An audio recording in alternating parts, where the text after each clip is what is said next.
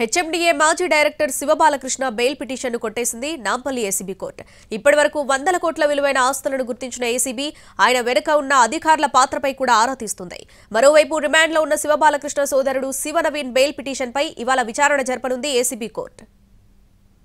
అవినీతి అనకుండా శివబాలకృష్ణతో అంటకాగిన ఉన్నతాధికారులు, తెర వెనుక ఉన్న పెద్దలు, బినామీల గుట్టుమట్లు బయటకు లాగుతోంది ఏసీబీ.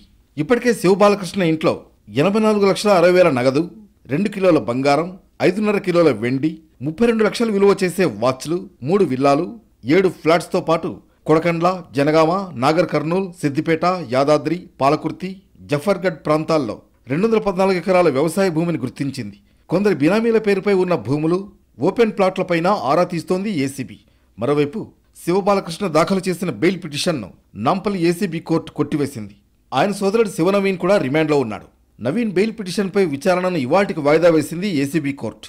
ఈ కేసులో ఐఏఎస్ అధికారి అరవింద్ కుమార్ను ప్రశ్నించేందుకు రంగం సిద్ధమైంది. 161 కింద నోటీసులు ఇచ్చి వివరాలు రాబట్టనున్నారు ఏసీబీ అధికారులు.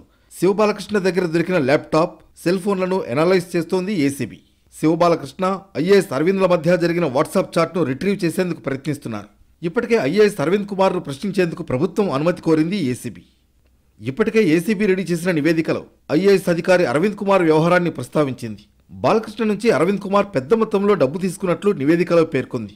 బాలకృష్ణ నుంచి రికవరీ చేసిన ఫోన్లు, ల్యాప్టాప్లను ఏసీబీ అధికారులు పరిశీలిస్తున్నారు. గత 10 ఏళ్ల కాలంలో దాదాపు 15 సెల్ ఫోన్స్ మార్చినట్లు ఏసీబీ నివేదికలో తెలిపింది. పెద్ద మొత్తంలో ఐమ్యాక్ వాడినట్లు గుర్తించారు అధికారులు. భూములు కొని రిజిస్ట్రేషన్ చేసిన సమయంలో బినామీలు అక్కడే ఉన్నట్లు ఏసీబీ నిరూపించడానికి సమాయత్తమవుతోంది.